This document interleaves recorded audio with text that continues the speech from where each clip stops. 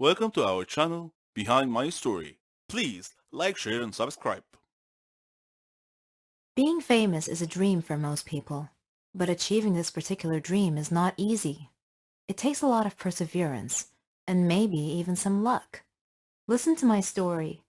My name is Rona, and I'm 18 years old. I live with my mom and my sister. My dad passed away long ago. We live in a very poor neighborhood, where drug dealing and death are everywhere. My mom is a nurse, but even so, her salary is barely enough to make ends meet. I have always wanted a better life. I often admired famous people, like singers and actors, and I imagined myself living in their world of fame and glamour. What I would give to be a famous person like them. I had a dream. I wanted to be a clothes designer or a fashion model. I would draw different styles of clothes and stand in front of the mirror, posing like a model. I just knew that my clothes would fit perfectly. But here's the thing. I wasn't thin enough to be a model. This was the obstacle between me and my dream, so I decided to go on a diet while searching for a job. One day, I read the news about some famous clothes designer and learned that a fashion show was going to be held near my area soon. Within a week, they would be holding an audition to select some local models, so I saw an opportunity to enter the competition, get selected as a model, and make my dream come true. I did everything I could to lose weight. When the audition day came, I tried to get in the fashion show, but the security guards wouldn't let me pass because I looked too ordinary. So I went home, dressed up like a princess, and then returned, looking more important. I was allowed in. I saw many fit girls with nice slim figures. They were so beautiful and seemed so enthusiastic about the audition and their chances of being selected. I felt like I was watching a fashion magazine photo shoot. I signed up for the audition. One by one, the girls performed in front of the judges. Some came out sad, and some came out ecstatic. After seeing this fierce competition, with many beautiful girls being turned down, I lost hope and turned around to leave. That was when I bumped into a woman. Her name was Linda. I excused myself and said, "I'm sorry, I wasn't paying attention." Linda replied, "It's okay. Are you one of the competitors?" "Yes, I wanted to, but seeing all these beautiful girls, I don't think I have a chance. Goodbye." "No, you shouldn't give up so easily," she said. Her kind manner persuaded me to turn around and try out for the audition anyway. As I walked onto the stage, I noticed that Linda was one of the judges.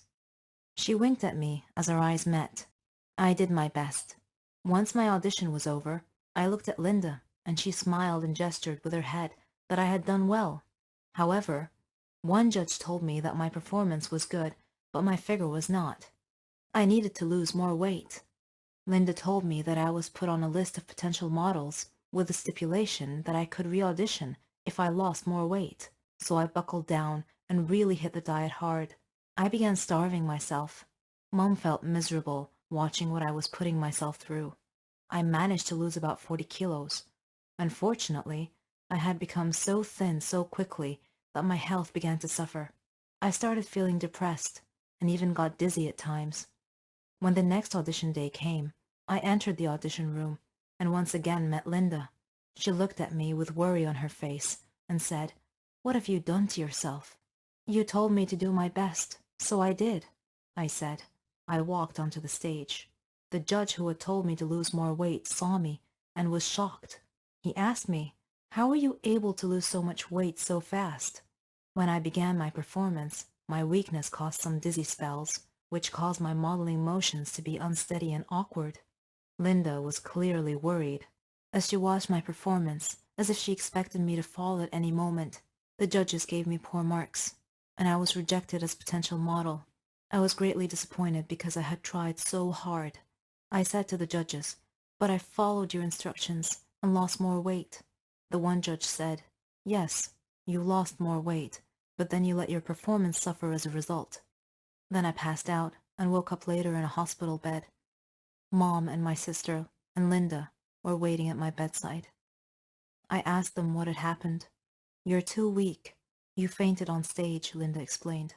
Suddenly her phone rang, and after she answered and listened for a moment, I heard her say, "What? Oh no." After she hung up, I asked her what had happened. She told me that the plane carrying the judges and the competitors had crashed. There were no survivors. They would have to start the whole competition and selection process all over again.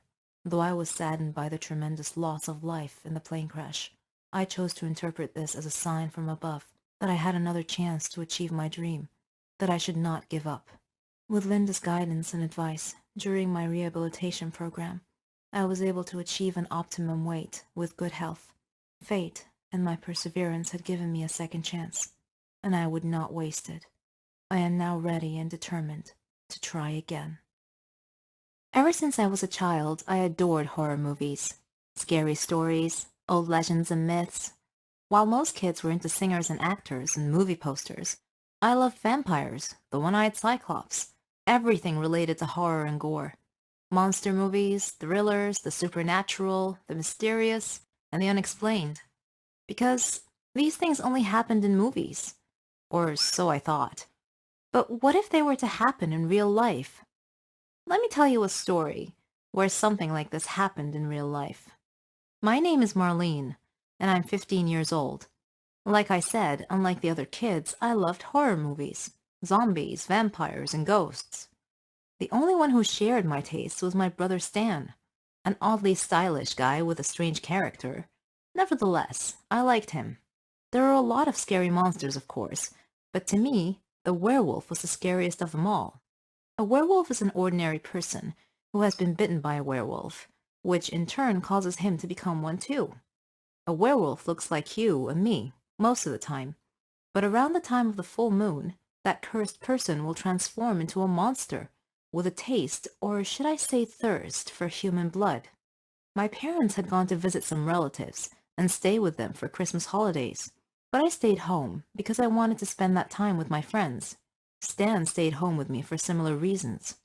One night, he came home looking tired, and his hand was bleeding. When I asked him what had happened, he said that some wild dog had attacked him and bit him. I was worried that it might get infected without Mom here to cleanse and bandage it, but he assured me that he was okay. I cleaned it the best I could and put a light bandage around it. The next day was a cold day, but we played outside and had fun together with our friends.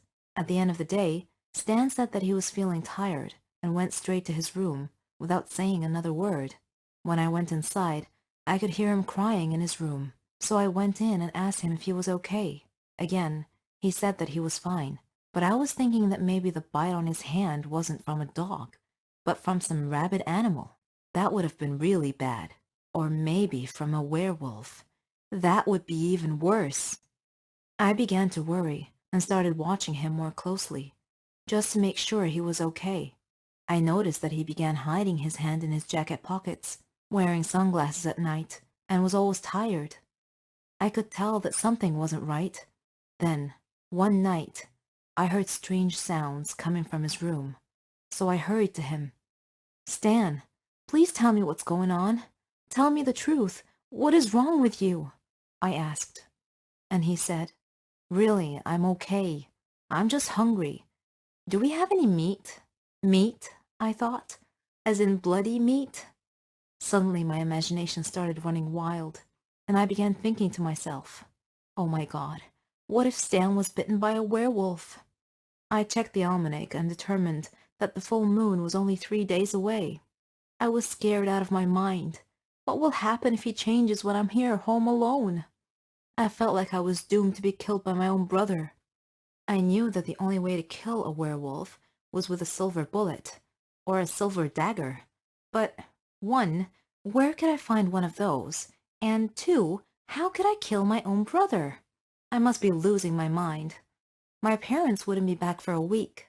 Time passed, and the day of the full moon arrived.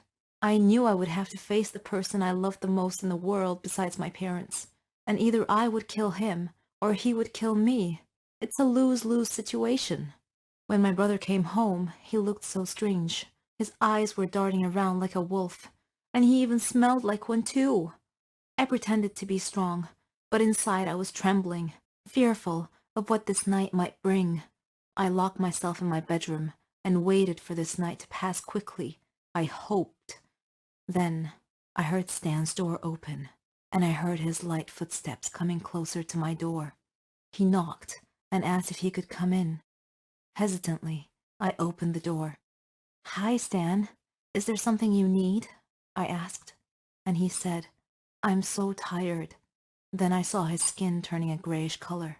He was clutching his stomach. The transformation was about to begin. He made a sound like a snarl. Saliva was drooling from his mouth. Fortunately, I was holding a silver kitchen knife. Thank God Mom had some real silverware. She had gotten out for the holiday dinner. I had gone by the church that day and asked the priest to bless a jar of water I brought with me, and I had dipped my silver knife in that blessed holy water just before I had opened the door to confront Stan. I was ready to pounce before he could. "Forgive me, dear brother," I said. Then I pulled the knife back and got ready to thrust it forward to stab him in the stomach.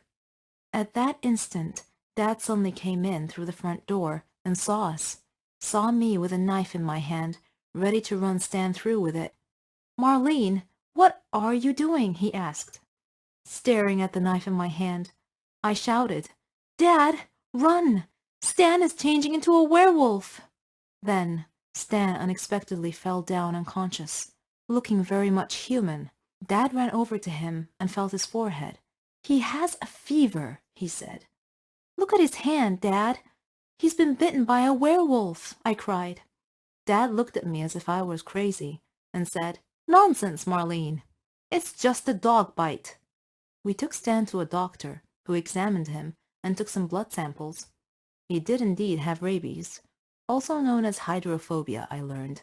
I laughed, but then I told myself that this wasn't really funny. I almost convinced myself that my brother was a werewolf. If Dad had come a few seconds later, Stan might very well be dead by now. I was seconds away from murdering my own brother due to a runaway imagination.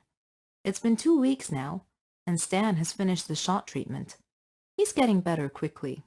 What about me, you ask? Well, I've stopped watching horror movies forever. Well, at least till next month.